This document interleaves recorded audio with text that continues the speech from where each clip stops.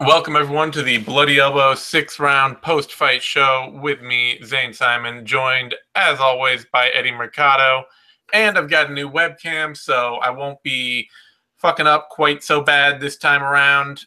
No more seizures, unfortunately, for all those who like to get off on having seizures. Well, yeah, I mean, I understand that, maybe some of the, more rave-interested parts of our audience might be unhappy with me that they can't pop some ecstasy and just jam on this thing.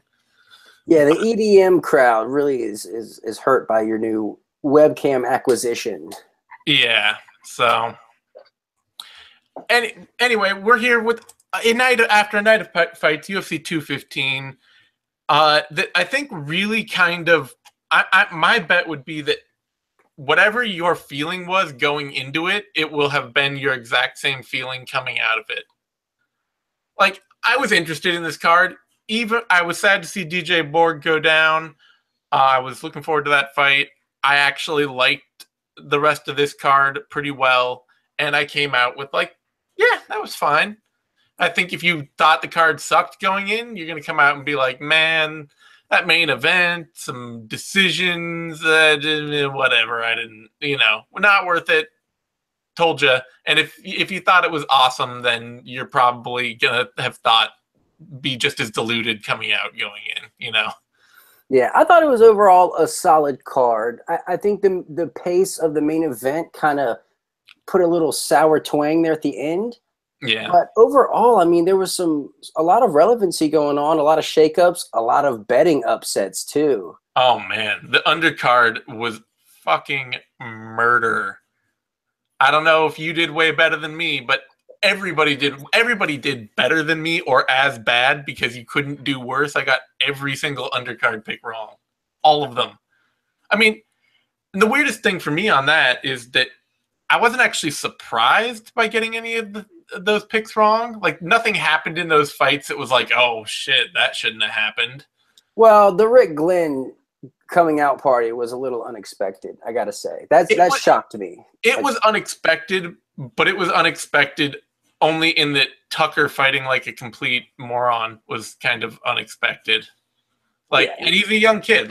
That's what prospects do. That's what they have to learn. Anyway, we'll get all down to that. Let's start with the main event first. Amanda Nunes defeated Valentina Shevchenko, sort of controversial split decision. I thought Nunes would take it. Frankly, I gave her rounds 1, 3, and 5 incredibly tenuously, especially round 3. I really thought there was a good chance that Shevchenko could be up 3-1 by the time the 5th round came around. But at the same time, Shevchenko did nothing to take over that fight at any point. And she made a terrible, terrible decision late going for that head and arm throw to take her out of position to win the last round. I mean, I get that Nunes didn't get a lot done after those takedowns, but in a round like that was not, Shevchenko was leading by a thin margin, is not definitive at all. You can't be shocked when that goes to Nunes. No, absolutely. A tie goes to the runner, right? So you want to beat the champion, you better beat the champion.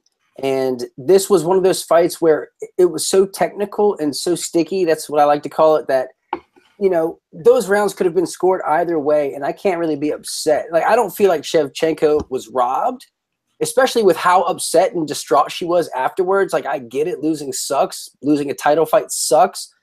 But, when you can't make an argument, a strong enough argument that you won the fight because of this, I feel no pity. I just don't.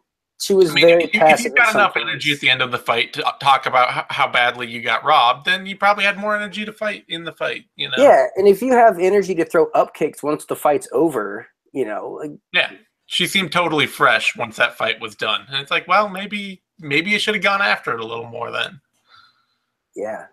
And at least Nunes was pressuring forward. I mean, that's a metric to judge a fight on. Yeah, I don't want to go that far, but I always feel like, the fight game, you can only have so much pity for somebody who takes a bad loss or takes a loss like that. It's it's not. That's how the sport works, and it works especially when you're both of you are landing very few strikes. Nobody's landing anything that seriously is hurting their opponent, and you got to know that at that point that you're playing with very fine margins. And say what you want about Conor McGregor, he talks a lot of shit, but that dude can take a loss. Like he can take a loss better than anyone I can think of. He does. He does an amazing job spinning a good narrative after he loses. Yeah. Like he made that he made his Floyd Mayweather loss come out like amazing immediately afterwards, talking about like, oh, I wish they'd let me get knocked out. I should have, you should have let me go down and all that. And immediately all of his fans are like, oh God, yes, our king, let me bow down. It's a good idea. It's a good thing to be able to spin it like that. And Nunes, in a win, did herself no favors either by rehashing and trying to explain to everyone why she pulled out of her this fight originally. That did not endear herself to anyone. Yeah, I don't think Canada likes her very much. No. To be quite honest, she didn't. There were quite a few moments of boos throughout the entire main event, which really put a little hindrance on the night.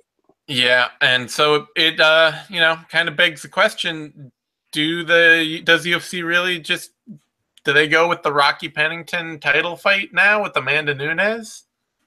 You might as well. I mean, do you really want to see this again? No, I don't think they're going to run this straight back. The question is, do you find something more interesting to do? Do you try to convince Nunes to fight Cyborg? Do you try to, find some other more notable avenue? Because Pennington Nunes is about the baseline low point for women's bantamweight title fight relevancy in the entire history of the belt. But there's really nobody else. I know. Like, honestly, there's not a single, like, who else? Pena's coming off a loss. Holly Holmes lost battalion, as Eugene Robinson likes to say. Ronda doesn't fight anymore. McMahon just lost. Does Zingano fight anymore? JDR doesn't fight because their hands always hurt. I mean, what are you going to do? Yeah. You have a number one contender. It's like you have a number one contender who's like the number one contender, period, even if she loses a million times. Yep. So, I mean, fuck. Yeah, they'll probably have to go with it. It's too bad because you know that if Shevchenko had won, I mean, they might have set up the trilogy, but they could have also started to swing towards a fight between her and Joanna at 125 in a champion versus champion catchweight. In Poland, no less. Yeah. They may still swing for that fight down the road, and it would be a bigger deal than, Nunes Pennington, even if without a belt on Shevchenko, but that would have been the obvious angle to go to. But now you just have Nunes at the top. But the Cyborg fight is there, but she doesn't want it. That won't be at 135, and it won't be at 135. So no, the title picture is still a big fat question mark. Otherwise, yeah, not, like I say, I think unfortunately everybody kind of comes out damaged from that. The UFC buried the fight beforehand. Shevchenko comes out looking a bit sour. Fans come out unhappy, and Nunes comes out without any fan. Like, there's no push there at all. Nobody's happy with the performance. Everybody's booing her. Dana White's saying he doesn't trust her, and the planets even aligned in her favor. Like, Mighty Mouse was unable to be the main event. They said that Nunes would never headline a card. She got her way and was able to headline the card, and she did enough to get the win, but she didn't do anything to further her brand. Yeah, the unfortunate part, too, is that you can tell she put a ton of work into solving her cardio issues, and unfortunately, by solving those, completely took the edge off her style. Like, true, it did. But the different style, it was still enough. It was still enough of an adjustment to where she still was able to get the win. Yeah, and she still cracks, and she was still able to crack hard enough all the way through. Even though she wasn't landing devastating strikes, she was still letting Shevchenko know the deal. Yeah, it's too bad to see that, like, that blitzing power edge go in the hopes of finding a 5-round fighting style, which, we talked. Connor and I talked about this going in, but it's the can you become Jose Aldo for Amanda Nunes, and that's what she's trying to do. She's working on, can I become a patient 5-round fighter that nobody likes to see that much, or people don't like, aren't as a huge show up loved. I don't think Aldo ever broke like 250,000 on pay-per-view buys other than McGregor, but you keep the belt, that's the flip side. Maybe there'll be a learning curve, and next time out finds that happy medium, and she's like, okay, I have the confidence to go 5. Now I can turn it up a little bit and maybe go ham for 4 rounds or 3 rounds. Maybe find a little of that Robbie Lawler balance where you're like, yeah, you know what? I went out and I threw every fucking strike in the book. Now I'm just gonna take a round off. Come back a little later, do the same thing again, That's dangerous also. That has its own set of issues. It's true. All right. For that co-main event, Rafael dos Anjos put it on Neil Magny. Clean sweep. Yeah. He landed a crushing low kick that chopped Magny's legs out from under him. And then, I knew I knew Magny would be in trouble if RDA got on top of him, but I didn't think he'd be in that much trouble that quickly. Yeah, I thought it was going to be maybe like a first round of really heavy leg kicks that were just going to add up and add up and add up. But just one and done, and we're on the ground. It was like everything I thought RDA was capable of doing, he did to the nth degree.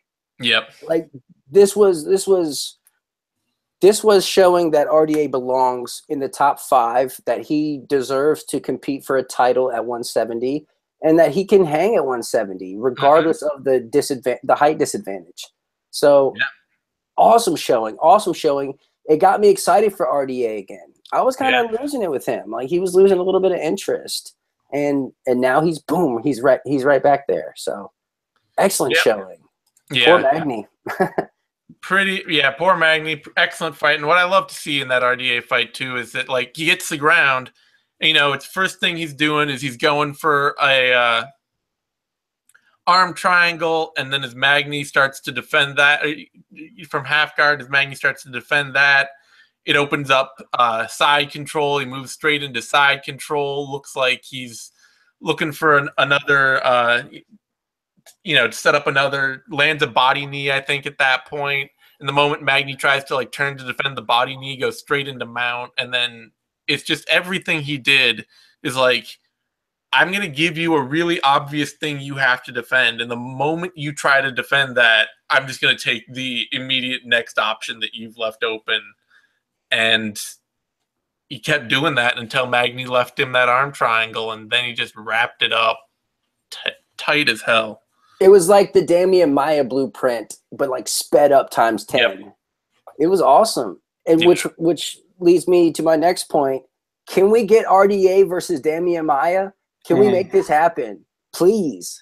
Oh, that'd be fun. I would love to see that. Yeah, and why not? Yeah, absolutely. So before that, RDA, it's great to see him. Like I say, it's great to see him at the top of the division, looking like he can take on title fights. If he got a chance to fight Robbie Lawler, you'd watch the hell out of that fight. Oh, man. There's so much excitement for RDA. Yeah. It's good to have him back. It's good to have him back. It's good to have him in a division full of new challenges. And before that, Henry Cejudo, Wilson Hayes.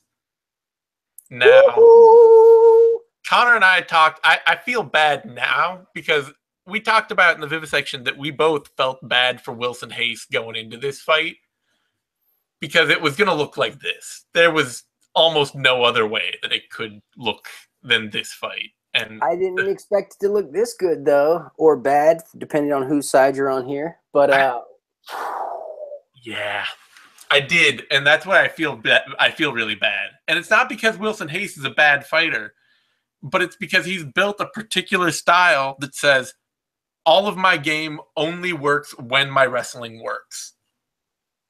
And you get to those elite title challengers up at the top of the division and the kind of people that you have to fight coming off a title shot, because they're not just going to be like, oh, okay, go fight go fight Ryan Benoit again. You know, that's fine. They're not going to do that. They're going to say, okay, we need you to fight Henry Cejudo now. We need you to fight Joseph Benavidez again. We need you to fight these top people. And he can't take them down. And when he can't take people down, he is a very gun-shy, defensively open striker.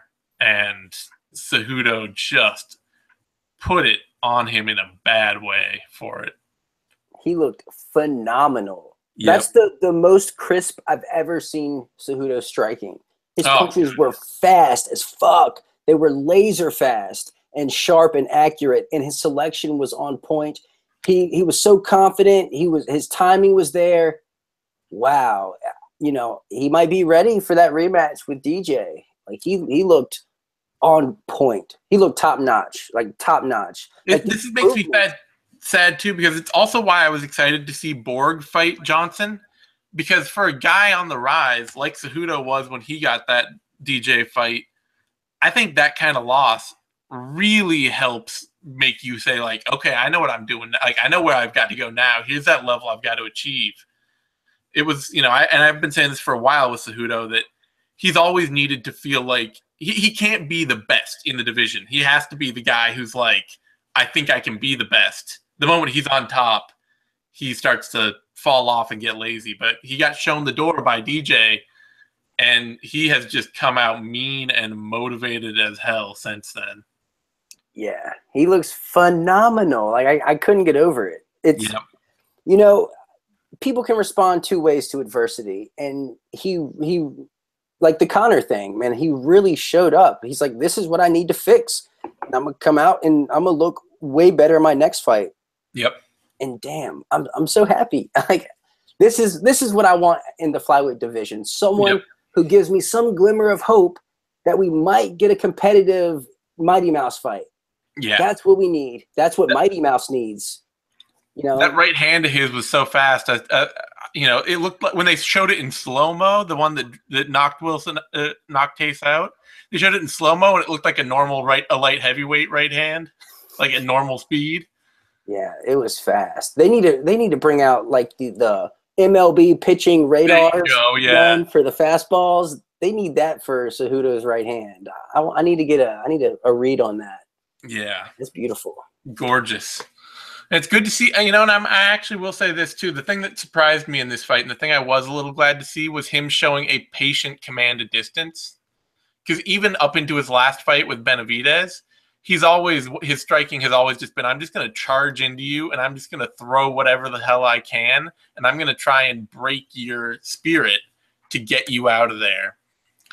And that has its limits at the top of the division. You know, guys like DJ, guys like Benavidez, they can pick it off. They can get predictable when you're always just charging forward.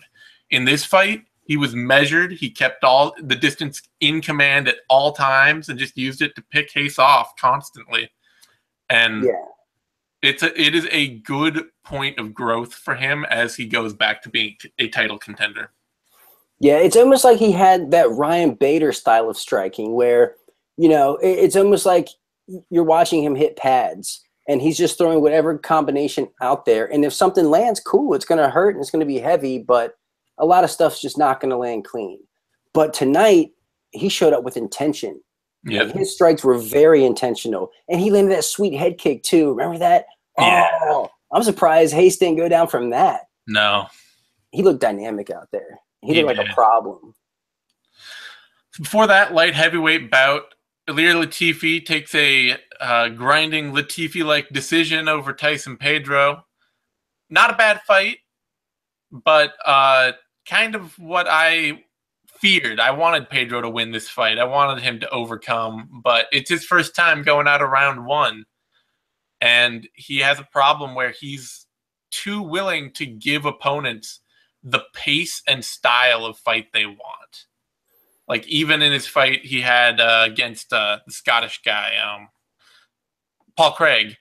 Like, he let Craig get in on a lot of body locks, let him go for a lot of takedowns, let him hit him early, and then came back and knocked him out.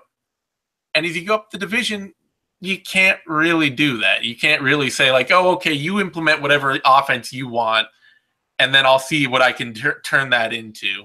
Because guys like Latifi, who are huge and strong and durable enough, will just do that for 3 rounds. Yeah, I thought it was he came out pretty strong. First of all, he came out to Mariah Carey. Yeah. Her fantasy song. So instantly brownie points for that. And the pace was a lot slower than I expected. You know, Yeah. I thought it was going to be a little more of a slobber knocker, a little more. We would see some people getting rocked, some people getting hurt, but there was really no gigantic bombs landed. No. And that's what I was really hoping for in this one. But I think it was an excellent learning experience for Pedro. Like you said, first time getting out of the first round. And they touched on this on the broadcast, is a lot of his get-ups, they're like video game get-ups. You know, these you see it in a video game and you're like, bullshit, that's not real. Like, you can't physically do that. But he's so strong that he can actually do that, but only early in the fight. He can't do that later. And, you know, Latifi was able to capitalize on that and pin Pedro down and stay busy enough with the ground and pound that Pedro had 0 answers once the fight got tough. I don't want to knock Japanese jiu-jitsu because I've never done it. So, but Pedro had a good active guard when Latifi was in his guard, but it was amazingly easy for Latifi to cut through straight to half guard and side control. Like, just nothing. And I kind of wonder about that, you know, like maybe your Japanese jiu-jitsu game has some holes in it. There's a reason that we don't see a lot of fighters with that ground game, you know? Yeah, I mean, the sport is evolving, and you know, it's getting to a point where everyone's learning the basic shit that you need, like the fundamentals, the base points of what you have to have, the underhooks. There's certain things you have to do regardless of what your discipline is if you want to escape the most basic situations. You know, granted, Latifi on top of you is no fun.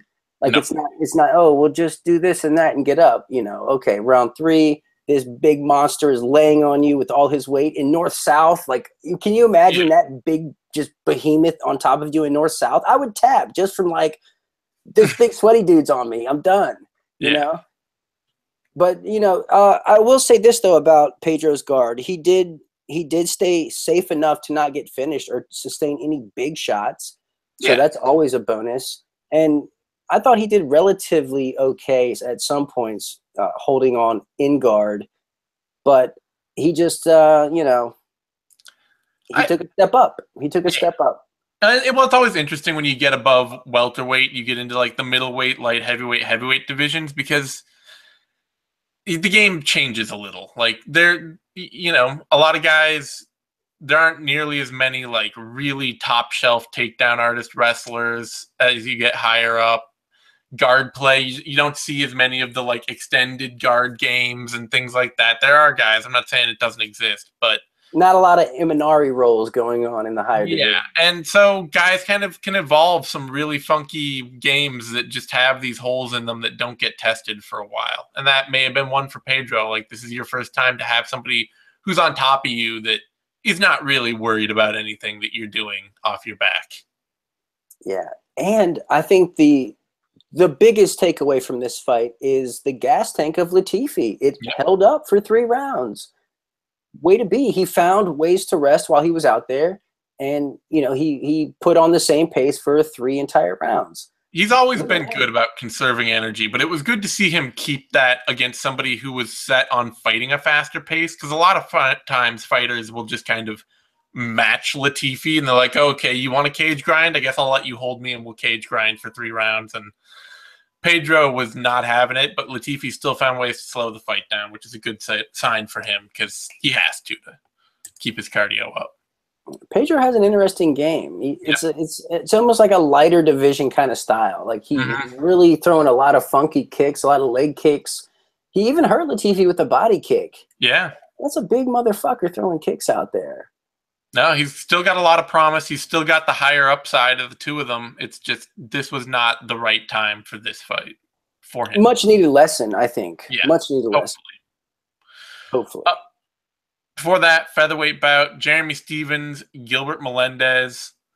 I called Stephens the winner going in. I thought he'd pick this up going in. I totally got the reasons why wrong. Absolutely. Like, I would love to take bigger credit for that. In part, the one reason I will say I got right is that Melendez does like to square up and sit down on his punches and throw hand, like drop into the pocket and throw at people. And Stephens even talked about it afterward. He's like, his style's outdated. He likes to square up and throw, and I knew the leg kicks would be right there for me. And he broke him down and made him pay for it. Stephens also, like, had those leg kicks not chewed Melendez up the way they did, he probably would have lost the first 2 rounds. Like, he probably would have lost this fight because Melendez looked like he was faster to the punch early and hit Stephens a lot. Like, I would have given Melendez round 1 had it not been for how much damage Stephens did to his legs. The fight definitely would have looked different. I'll definitely say that. Yeah. But holy shit, I was so giddy for this fight. This was my main event. Like, this was absolutely my main event. 2 old school heads just going at it. And they did exactly what I thought they would do. Melendez showed his ultra toughness that he's known for. Stephens looked better than I've ever seen him. I mean, absolutely better than I've ever seen him. And for me, the biggest thing was Jeremy Stephens adjusted on the fly and altered his game plan around what was given to him. And that is a veteran-ass move. Like, that is a veteran move. And I was so stoked to see it because, you know, it made me feel like, you know, maybe this dude can make it to a title. I would love to see him get there.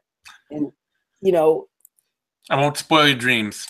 On the vivisection, I think you and Connor mentioned this, that when Jeremy Stephens takes his opponent seriously, he shows the fuck up. He does. Let's put him in big fights. Let's keep seeing this Jeremy Stephens. And yeah, you gotta. That's definitely a thing that matchmakers should learn with Stephens, is that they should tend to put guys that are either near the top of their division or, like Melendez, have a lot of old school cred to them, because those are the guys that Stephens wants to fight. You throw him in there with Renato Moicano, and he just shows up flat. Like, he's just like, oh, I can just walk through this dude, no problem. And he doesn't take him seriously. And then he shows up completely flat and has a lackluster fight. Yeah. And the thing was, like, Melendez was as veteran as it gets also. Like, he did everything he could to work with the injury. Like, he was like, okay, well, I need to come in, switch my stance to come in, and then pressure. And then once I get inside, I can switch back real quick and land some bombs. And it was working. It was working. Just Stephens made the right adjustments and attacked the leg. And it was working until Stephens chewed the leg up so badly that Melendez couldn't even afford to switch in the pocket and just had to stay southpaw. And once he was stuck southpaw, he couldn't throw anything on balance. And he had no power. And then Stephens just kind of like started attacking the other leg. Yeah, Stephens started chewing up the front leg, started going to the body, just kind of started picking his shots and doing whatever he wanted, while Melendez just tried to pressure some way and get his hands out there. Yeah, so, what a great fight for Stephens. Like, really good showing. Big win for him. And you got to give him full credit for causing that injury too, because as he said afterward, like, that was absolutely part of the plan. He knew that Melendez came in, squared up, didn't check leg kicks, and he was like, I'm going to throw kicks at him hard, you know? And damn it if it didn't work. Yep, worked perfectly. So, prelims now, Ketlin Vieira, Sarah McMahon. McMahon looking absolutely like the fighter everybody thought she would in round 1. And then, I don't want to say the fight turned on this, because it probably didn't. But she had that flurry at the end of round 1 where she threw like 30 strikes from mount and probably half of one landed. Yeah. She was just like swinging with Vieira's arms out, posturing, and only hitting like the shoulders out here. It was like, you know, when you hold your little nephew's head out or niece's head out and she tries to swing at you and can't. It was like that from mount. And it was a big waste of energy, and it let Vieira sweep her. And then in round 2, she got taken down, and McMahon has had a long history of when she gets in a bad position, she freezes. And I mean, she got taken down, and Vieira just kind of cut through her to an arm triangle and choked her out. She also ate some of those Travis Brown elbows right before she got taken down. And that takedown was so swift, McMahon didn't even see it coming. And she was on her back before she knew it hit her. And shades of Brian Barberena, Sage Northcutt, Vieira catches the arm triangle from half guard. Yeah. That's such a rare thing. And it looked like McMahon was doing the right things, but maybe she did panic, and maybe that's a thing for her. The amount of, the ease with which Vieira kind of like moved in to sink that choke in, and the speed with which she got it on McMahon, like it just, I don't know, it's the same kind of thing where you see McMahon get hit a couple times, like trapped up against the fence with Ronda Rousey, and suddenly she's getting TKO'd by knees. And you're just like, what is happening here, It's almost as if once she loses control. Yeah, exactly. It's over. It's like, oh, I lost control. Do what you will. Yeah. So it's a bad, for a division that was lacking in contenders, McMahon had the longest winning streak going, and she wouldn't be any kind of bigger draw than Raquel Pennington, but she was another name up there. Now Ketlin Vieira, she's got some names going. She's got a 3-fight win streak. She's undefeated, right? Yep, undefeated. Has a 3-fight win streak going on. This is a good name for her. Hopefully she just gets a bump up to something more recognizable after this, and see if she can build steam towards the title shot, because she's got a reasonably complete high output game for the women's division. And even if she couldn't stop McMahon from taking her down early, there's not a lot of shame in that. There aren't a lot of women who can replicate that wrestling offense in the division. And she overcame that massive hematoma in the middle of her forehead from the elbows of McMahon. Like that was gruesome. But man, why not let her fight Rocky? Win her fight for the belt. Like, why not? Because so many people that don't fight in that division. Like, who else fights for the belt then? Exactly. Or who else fights? Period. Though. Like, I know. People don't fight. Women's bantamweight is just kind of a weird wasteland. But like Vieira could fight somebody like a Holly Holm or a GDR or something like that on her way up, and there are other people who aren't in title contention she could build off of at the moment. Yeah, but there's also a lot of people who just don't fight. They're in the way, technically in the way. For that women's bantamweight bout, Sarah Morris tapped Ashley Evans Smith with a nasty armbar, and then got herself firmly in the love or hate category after the fight, when Joe Rogan was like, I think you may have dislocated her arm. And she's like, I hope so. And then everybody's like, and the other half of the crowd is like, yeah. I'm more in the category, because frankly, I mean, it's what an armbar, it's fist fighting. It's what an armbar is supposed to do. It's weird. It's weirder to me to see Rick Glenn out there beating Gavin Tucker half to death, and then after the fight be like, I don't want to hurt anybody out here. It's like, well, maybe you should pick a different sport, Yeah, I mean, this is combat. Like, let's not forget that this is combat. And Sarah Morris now has an arm to place over her mantle for the winter. So good on her, Good on her. And like back in the day, Frank Mir, he was always talking about ripping off arms and taking them home. And I loved it. I'm like, fuck yeah. Like aggressive jujitsu, the gentle art. Like, that's what's up. Yeah. And man, what an armbar. Like she did amazing. Like, she gains guard, working the armbar. And Smith, she defended for a bit. And every single adjustment that Evan Smith did, I mean, she tried to step over. She tried stacking. And Morris had an answer, an adjustment for every single escape attempt, and she just stuck with it and popped the elbow out. I'm surprised it wasn't a technical submission. Yeah, Morris, she's one of those fighters that I think tend to have more success than you'd think they would at women's bantamweight. Who she's not anybody's idea of a great athlete, but she's actually got a really good handle on her technical game, especially her grappling and wrestling games. And it makes her much sneakier than people expect. Somebody who's like Ashley Evans Smith, who's a big, good athlete and has very little handle on the technical parts of her game, you get set, it falls into these traps of like, oh, I'm on top of this woman. I don't really have to worry that, oh God, my arm's gone. She's really flexible too. Yeah. Like she's really flexible. It's fun. I'd like to, I mean, the more excitement, the more new blood in this division, the better. So hopefully they'll give her another ranked opponent.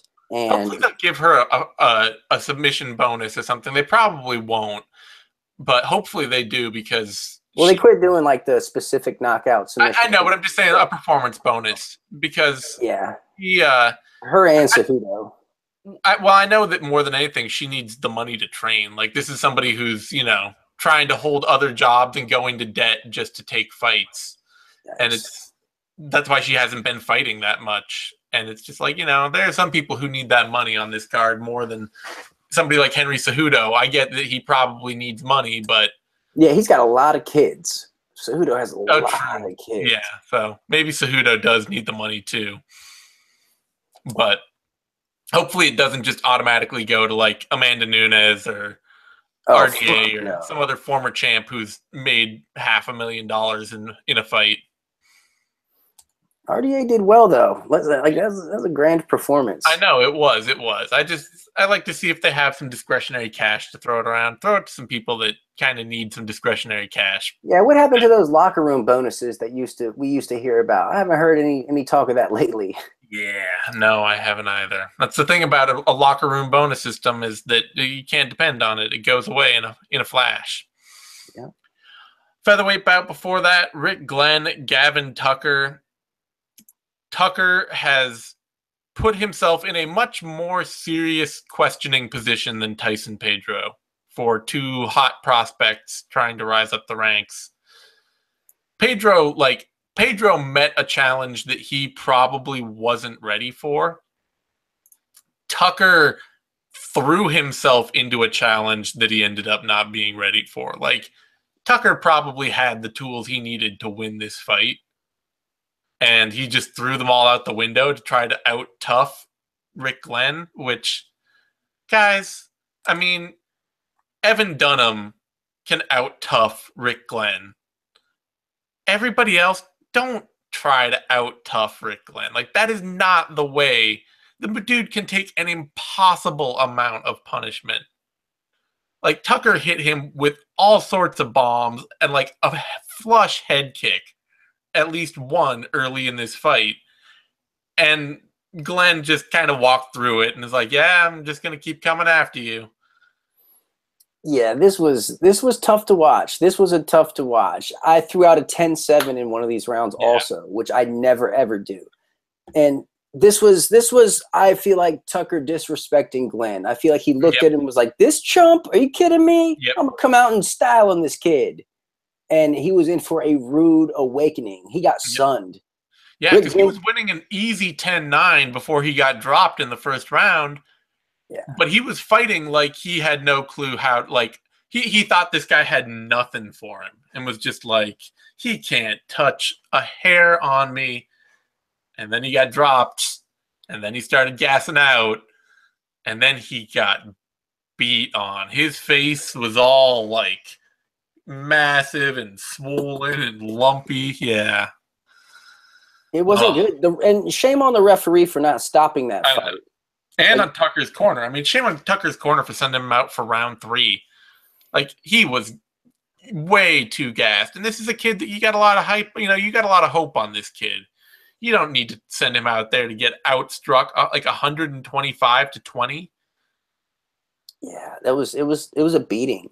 It's like, I feel like Rick Glenn, he's been training at Team Alpha Male. He like summons his inner Darren Elkins and just put on the damaged performance. Come out, get beat up a little bit, and then get your fucking grind on. Yeah, that was an absolute shit kicking. After some early adversity. Yeah. I mean, Glenn's never going to be the best athlete in the cage, but he's durable as hell. He fights at a really good pace, and he has a ton of confidence in what he's doing. Like, he knows how to put his hands together. He knows what combinations he's looking for. He knows how to attack when he can get you locked into the clinch. And that means that you can't fight him like, I'm going to knock this guy out. You have to do what Tucker did against Cecilia. You have to stay outside. You have to throw kicks. You have to pick him off. He's foot slow and he's hand slow. He's not going to just catch up to you at random. But if you just go in and you're like, shit, I don't care, I'm going to grab this guy and try and rough him up. No, that's a terrible idea. It was foolish. It was absolutely foolish. He basically showed up with one round. Yep. And I just think he slept on Rick Glenn and paid a big price for it. So the question is then, is he going to learn the smart lesson off of this and start to scout his opponents more heavily and plan more, or is he going to be Warley Alves, who blows a few guys out early easily and then ends up in another hard fight against somebody he can't put away immediately and loses the exact same way over and over again because he can't figure out how to control himself outside the first round? I don't know. I feel like this was when the bully learns a lesson. You pick on the wrong kid and he shows you what's up. You humble yourself a little bit. So perhaps we'll see him a little more humble in his next outing, realizing like, this is at this level, everyone's pretty much good. And showing up with one round is not adequate. Dudes that you think you're just way more athletic than, the reason they're there is because they're tough as shit. Like, you see a dude in the UFC. Yeah, you see a dude in the UFC who's not who looks slow, and you're like, I can take that dude. That dude is there because he is really fucking tough. Darren Elkins, case in point. Yep. You see Darren Elkins on the streets, you're like, hey, there's someone's dad or someone's uncle or something. Yeah. Not the toughest man on the fucking planet. Exactly. So before that lightweight bout, Alex White put it on Mitch Clark. Feel all kinds of bad ways about this. I like Mitch. He's, somebody I at least consider an internet friend. Like, somebody I know through Twitter and all that. And he's always been a really good dude and always been eager to talk to people and just, talk about the sport. Very open, very honest guy. I was hoping he'd come through this with a win, but he took a bad loss and then retired, which, credit to him. I think, seeing the writing on the wall there and being like, this is not the best idea for me to keep doing this. Yeah, Clark, it was a tough fight for him, but I think he did the right thing with retiring. And, he is the rare combination of brains and balls. Yeah. And I mean, how can you not love that? It's like someone from the neighborhood made it, you know what I mean? And it did way better than anyone really expected him to do. Fought at the most elite level, picked up that Darce of Iaquinta will forever be one of my favorite submissions of all time. Like, good on Mitch Clark, right off, go enjoy life and teach and, do all that. So my hat is off to him. And Alex White, man, good on him. He looked so sharp and in the zone and focused, and his timing was impeccable. And he just had answers for everything that Clark was throwing at him. He was dangerous in the clinch. He was dangerous punching on the feet. I mean, he looked in top form. Yeah, I thought if Clark could lock down long periods in the clinch like he did, he'd be able to get takedowns. But White fended him off. White stuffed him well, and then once Clark started to lose a step and get tired from all those extended exchanges, White just put it on him hard. Yeah, it was tough for me to watch, honestly. Yeah, it is tough. It was a sad one for me. I'm glad Clark picked it as the time to walk away, even off a bad loss, because. A dude as tough as he is, too. Like I said, we talk about this with Rick Glenn. You see dudes who aren't the most athletic guys in there. The reason they're there is because they're tough as shit. And a dude as tough as Clark is, like, if you keep going, you're just going to take more damage. Like, you're going to soak up so much more damage because you're able to eat shots. Yeah, and you take it. Yeah. It's not a good thing to do. So before that, prelim bout, fight pass prelim bout, heavyweight bout, Arjan Buller defeated Luis Enrique. Reasonable debut for Buller. Doesn't, not the most thrilling looking heavyweight out of the gate, but for a dude that's fought in an incredibly limited regional circuit for only a few fights, he looked a lot more composed than I thought he would.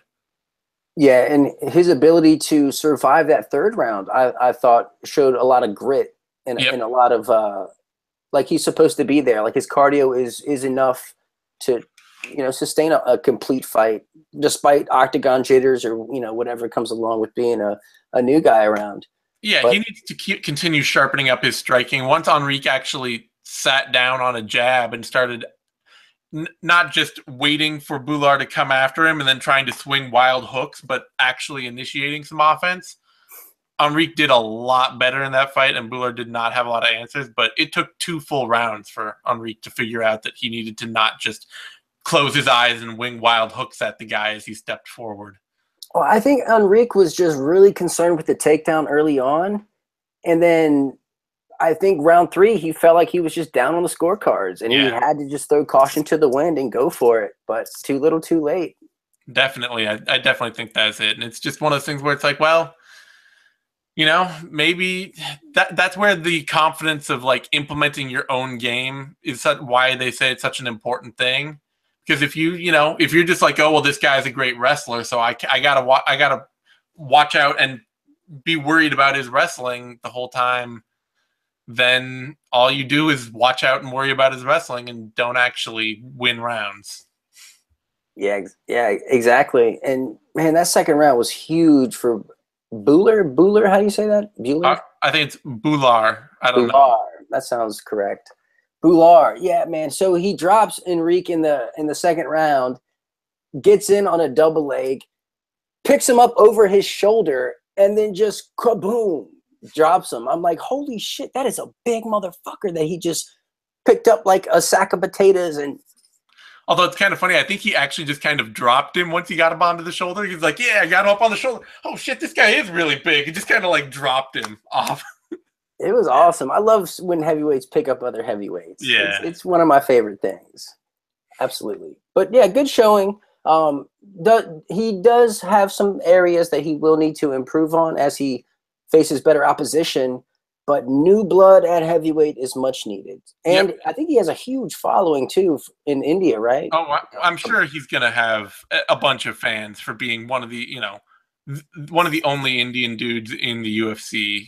In UFC history, one of the, if there are, I don't know if there are any other, at least by nationality, not even if they're not born there, by ethnicity rather, even if they weren't born there. Not to my knowledge. Yeah, there might be a couple, but I can't think of them off the top of my head. And so he's real gonna quick, have. We gotta pause for 1 second.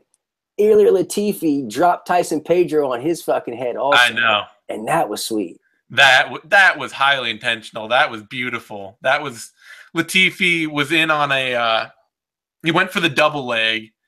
Pedro shut it down, and as Pedro was trying to land elbows and he was getting a little tired, so his elbows weren't coming that fast. Latifi just hit a quick switch to a high crotch single, picked him up and threw him on his face. And oh man, that was lovely. Yeah, that was the highlight of that fight for sure. Yeah.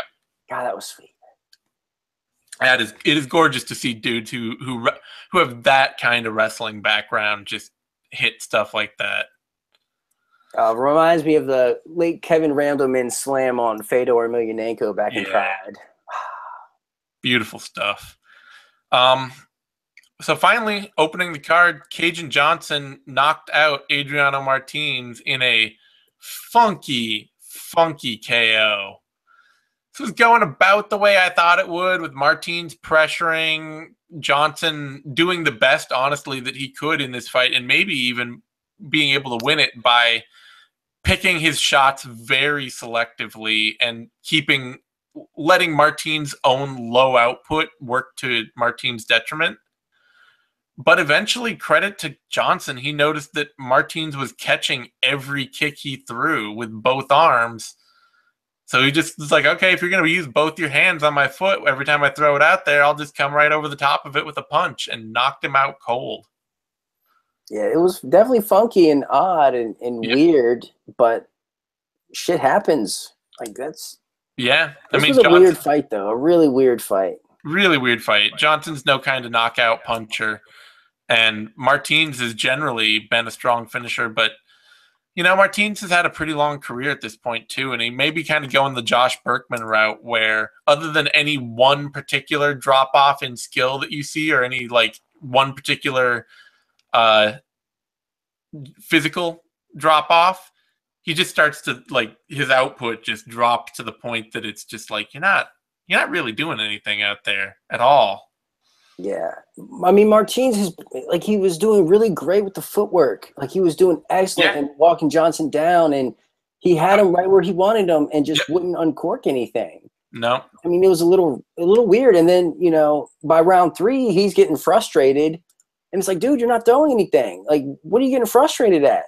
Yeah. And like, he's even doing the whole, come on, man, in the center of the cage, let's do this. And it's like, no, dude. Like, you're obviously falling victim to the Tyron Woodley not do anything to lose style. No, not putting every slow-paced fighter on Tyron Woodley. I mean, that's what I was seeing out of Johnson. Like, he was basically backing up to the cage and not doing anything to lose. Yeah. And then I don't think frustrated Martins rushes in and goes to the well too many times by catching the kick, and he got caught. Yeah, I don't think Johnson had any other good options there just off the matchup. Martins has generally been like, the higher pace you fight him at, the better he is at finding his counters and knocking people out early. And Johnson's not a hard hitter. So he was doing the right thing, but it was still just, weird fight. All right, so back up to the top. Nunes, Shevchenko. Going to leave everybody with kind of a sour taste in their mouth, unfortunately, at the end of the night. I didn't even hate the fight, frankly. It was a interesting, okay fight. Not great, but okay. But it's not going to leave anybody happy. Nunes is left making excuses as to why she backed out. Shevchenko's left complaining that the judges don't know what they're doing, and Dana White's staying at home, not bothering with any of this. So, yeah, I definitely just don't want to see that fight again.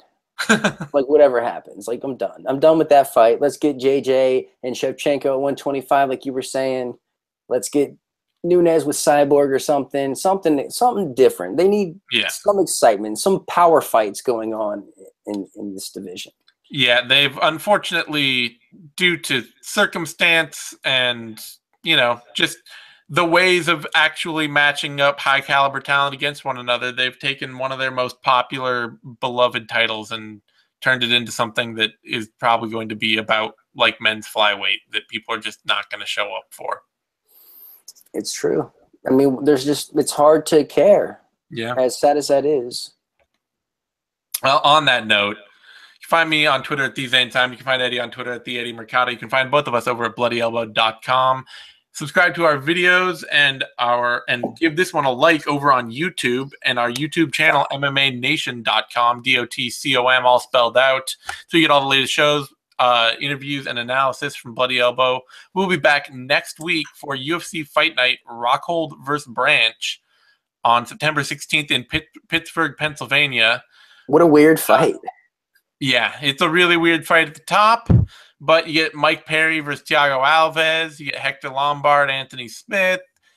There's some serious violence potential up in there too, so should be interesting. It's also, at least as of today, and probably because it's only a week out, a really short fight card. It's a 6-fight main card, 4-fight FS1 prelims, and 1 Fight Pass prelim. So only an 11-fight card. Interesting. Yeah, I don't even know that it had to do with many injury cancellations. I think it was just they couldn't find fights to fill it, weirdly. Yeah, I know they tried to get Mitch Clark to fight in Pittsburgh, and he was not having it. He said he threw a temper tantrum to get on the Edmonton card, and now seeing him retire, that kind of makes more sense. Yeah, well, why? If you're Mitch Clark, why the fuck would you want to fight in Pittsburgh? Just to get a fight in, I guess. You're from Edmonton and you have like a card in your hometown, and they're like, "No, we want you on this Pittsburgh card." Yeah, you can pay some travel bills just for the hell of fighting on the Pittsburgh prelim. Awesome. All right. I don't know why the card's so short though. It doesn't I don't really know. say. On that note, thanks everyone. We'll see you next time. Thanks everyone for tuning in.